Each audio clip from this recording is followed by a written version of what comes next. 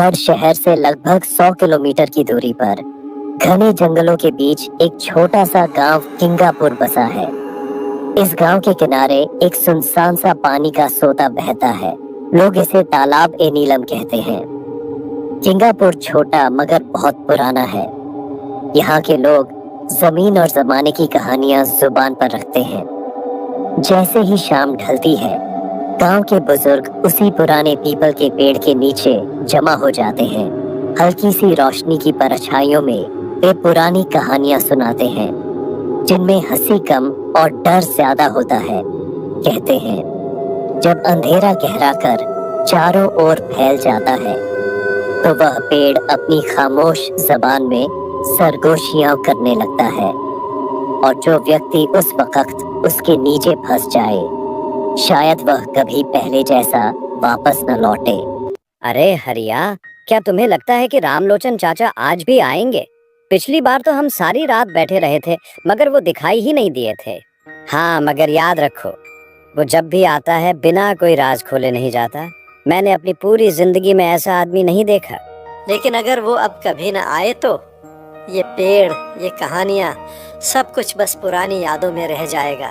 उनकी बातों के दौरान पेड़ की शाखाएं अचानक जोर से हिल उठी। हवा बिल्कुल बंद थी, मगर पत्तों के रगड़ने की डरावनी आवाज गूंज गई। तीनों बुजुर्ग एक पल के लिए चुप हो गए। उसी सन्नाटे के बीच दूर से एक साया उभरा, लंबा सा साया जो धीरे धीरे उनकी तरफ बढ़ रहा था। कदमों की आहट सुनाई दे रही थी, जैसे कोई लकड़ी की छड़ी से जमीन पर दस्तक दे रहा हो। अरे, ये तो रामलोचन चाचा आ रहे हैं। रामलोचन चाचा, गांव का सबसे रहस्यमय बुजुर्ग। उसकी उम्र के बारे में कोई नहीं जानता था। कोई कहता कि वह 100 साल का है, कोई कहता कि वह इंसान ही नहीं। कुछ लोग तो यह तक मानते थे कि वह सदियों पुरानी आत्मा है, जो इस पेड़ से जुड़ी हुई है। वह धीरे धीरे करीब आया। उसके कदमों के साथ उसकी पुरानी लकड़ी की छड़ी जमीन पर बज रही थी। उसकी आंखें अंधेरे में जलते हुए अंगारों की तरह लाल दिख रही थी। अरे यार, तुम लोग आज फिर मेरे इंतजार में बैठे हो? हाँ बाबा, क्योंकि यह पेड़ आपके बिना चुप रहता है क्या? हम जानते हैं आपके पास वे राज हैं जो और किसी के पास नहीं। रामलोचन चाचा ने मुस्कुराकर पेड़ की शाखाओं की तरफ देखा। अचानक शाखाएं अपने आप हिलने लगी, जैसे किसी ने उन्हें पकड़कर जोर से झकझोर दिया हो। हवा फिर भी नहीं थी। आप लोगों को पता है क्या, यह पेड़ आज भी जाग रहा है, यह आज भी बोल रहा है, और जो कुछ यह कहता है वह हमेशा सच होता है। उसी पल पेड़ की जड़ों के नीचे से एक हल्की सी आवाज उभरी, जैसे कोई औरत जमीन के अंदर से रो रही हो।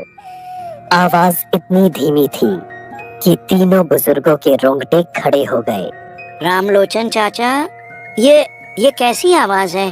क्या वाकई कोई दफन है इसके नीचे? हाँ, ये वही है। वह आत्मा जो इस पेड़ से बंधी हुई है। उसकी कहानी अभी खत्म नहीं हुई। वह आज भी चाहती है कि कोई उसे सुन ले और उसकी मीठी बातों में खो जाए। और याद रखो, ये पेड़ कभी झूठ नहीं बोलता। रामलोचन बाबा धीरे धीरे पेड़ के नीचे आकर बैठ गए। जैसे ही रामलोचन बाबा कहानी शुरू करने वाले थे, अचानक दूर से किसी के कदमों की आहट सुनाई दी। सभी बुजुर्ग चौंक गए। अंधेरे में से एक अजनबी प्रकट हुआ। उसके कपड़े धूल से भरे हुए थे, चेहरा थका हुआ और कंधे पर एक पुराना थैला। वह पीपल के पेड़ के पास आया और बोला, सलाम बुजुर्गों, मैं एक मुसाफिर हूँ, रास्ता भटक गया हूँ। रात अंधेरी हो चुकी है। क्या मैं ये रात तुम्हारे गांव में गुजार सकता हूँ? हाँ, मगर हमारे घरों में जगह नहीं है। ये गांव छोटा है, सबके घर तंग हैं। मैं दिन भर चलता रहा हूँ, पैरों में ताकत नहीं बची। सिर्फ एक रात की बात है, सुबह होते ही निकल जाऊंगा।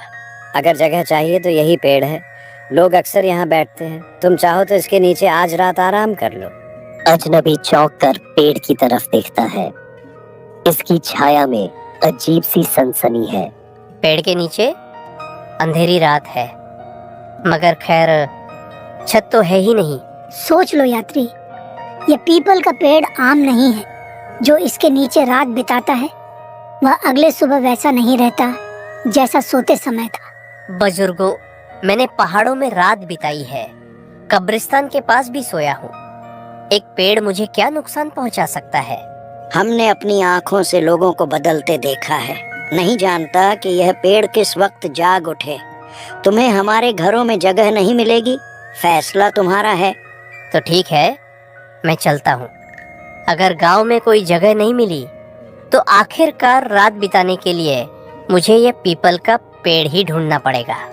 रात गहरी हो चुकी थी। गांव की गलियां सुनसान और डर से भरी हुई थीं। यात्री बार बार गांव के दरवाजों पर दस्तक देता रहा, लेकिन किसी ने दरवाजा नहीं खोला। लोग अंदर से धीरे धीरे फुसफुसाते रहे, मगर बाहर निकलने की हिम्मत किसी में नहीं थी। यात्री थक कर गली के बीच खड़ा हुआ और खुद से बोला, अरे यार, ये कैसे लोग हैं? कोई भी मदद के लिए तैयार नहीं। उसने कुछ पल सोचा कि शायद आगे कहीं कोई सराय या छोटा सा डेरा मिल जाए, लेकिन गांव अंधेरे में डूबा हुआ था। हर खिड़की के पीछे डर से भरी आंखें उसे देख रही थीं। एक बूढ़ी औरत ने अपनी बेटी से फुसफुसाते हुए कहा, देखो, ये वही हो रहा है जो रामलोचन चाचा ने कहा था। अजनबी आया है, अब पेड़ जागेगा। बेटी ने डरते डरते पूछा, माँ, क्या वह पेड़ वास्तव में इतना खतरनाक है? माँ ने कांपती आवाज में कहा, हाँ बेटा, अगर वह वहां बैठ गया और वह इस चालवा की मिट्टी मिट्टी बातों में आ गया तो उसकी यह रात आखिरी होगी। यात्री को किसी की फुसफुसाहट सुनाई दी, लेकिन उसने ध्यान नहीं दिया। वह थका हारा गांव के किनारे की ओर बढ़ा और आखिरकार उसी पीपल के पेड़ के नीचे पहुंच गया। वह पेड़ बहुत पुराना और ऊंचा था। इसकी शाखाएं हवा में हिल रही थीं और जड़ें जमीन से बाहर निकलकर सांप की तरह फैल गई थीं। चांदनी उन जड़ों पर पड़ रही थी, जैसे कोई पुरानी हड्डियां चमक रही हो। चलो यार, एक रात की ही तो बात है। सुबह होते ही मैं यहाँ से निकल जाऊंगा।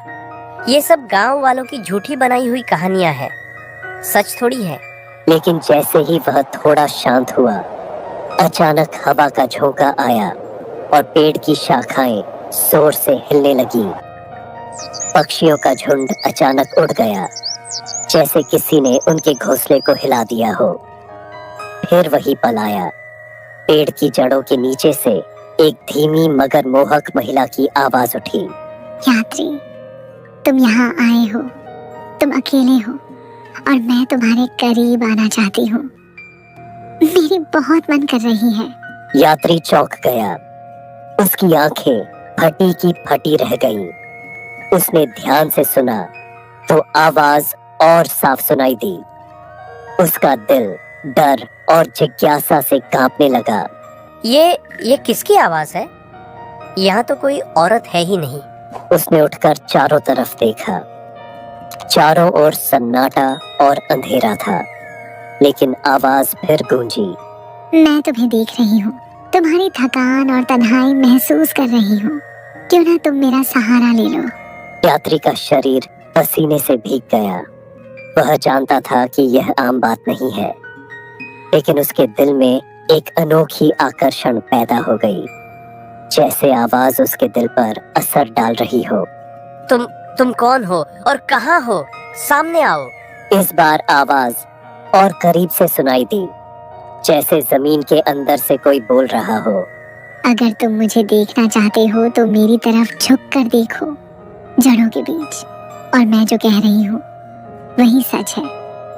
अभी तुम बस ये मंत्र पढ़ो और मैं तुम्हारे सामने आ जाऊंगी। यात्री झुक गया। जड़ों के बीच जमीन में हल्की सी दरार थी। वहां से ठंडी हवा और धीमी सरसराहट निकल रही थी। अचानक उसे लगा जैसे कोई नरम हाथ उसके चेहरे को छूने की कोशिश कर रहा हो।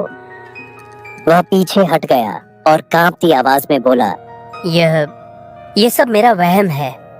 मुझे डरने की जरूरत नहीं।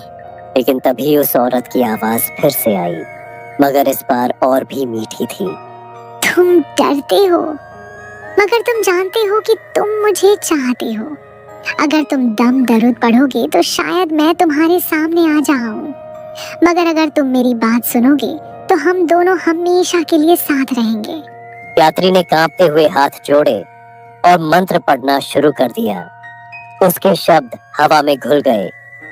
एक पल को ऐसा लगा कि आवाज गायब हो गई है, लेकिन अगले ही पल जड़ों के बीच से एक काला धुंध निकलने लगा। धुंध ने धीरे धीरे औरत का रूप ले लिया। चांदनी में एक खूबसूरत औरत प्रकट हुई। उसके बाल कमर तक लहरा रहे थे, आंखें चमक रही थीं और होठों पर एक अजीब सी मुस्कान थी। मैं तुम्हें आजाद कर रही हूँ। तुमने मुझे सदियों बाद जगाया है, यात्री। नहीं, ये मुमकिन नहीं। ये सब झूठ है। नहीं यात्री, ये सच है और अब रात का खेल शुरू हो गया है। यात्री के चारों ओर साए लंबे होने लगे और वह औरत अपनी शक्ल में नजर आने लगी। पेड़ की जड़ें हिलने लगी और जमीन में दरारें फैलने लगी। फिजा में धीमी धीमी सरगोशियां गूंजने लगी।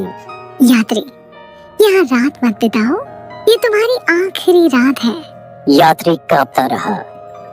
वह भागना चाहता था, मगर उसके कदम जैसे जमीन में धंस गए। उसने आखिरी कोशिश में ऊंची आवाज में मंत्र पढ़ना शुरू किया, लेकिन औरत के चेहरे पर पल भर के लिए गुस्सा आया। फिर उसकी हंसी हवा में गूंज उठी। यात्री, अब तुम न भाग सकते हो और न ही बच सकते हो। यात्री की चीखें गांव में गूंज रही थीं। गांव वालों ने सुना कि एक यात्री चीख रहा है। पीपल के पेड़ की जड़ें सांप की तरह उसके शरीर के चारों ओर लिपट गईं। वह औरत जो असल में चला आवा थी, अब पूरी तरह आजाद हो चुकी थी। सुबह होते ही गांव वाले पेड़ के पास आए। जमीन पर यात्री का थैला और जूते पड़े थे, लेकिन यात्री खुद गायब था। मैंने कहा था, जो इस औरत की आवाज के जादू में आ जाए वो जिंदा वापस नहीं आता। गांव के लोग डर के मारे एक दूसरे को देखने लगे। किसी में इतनी हिम्मत नहीं थी कि वह पेड़ के पास जाए। दोस्तों, ये कहानी वही थी जो सदियों से इस गांव के लोग सुनाते आए हैं। कहा जाता है कि अगर कोई अजनबी इस पीपल के पेड़ के नीचे रात बिताए और उस औरत की बातों में आ जाए, तो फिर उसकी सुबह कभी नहीं होती।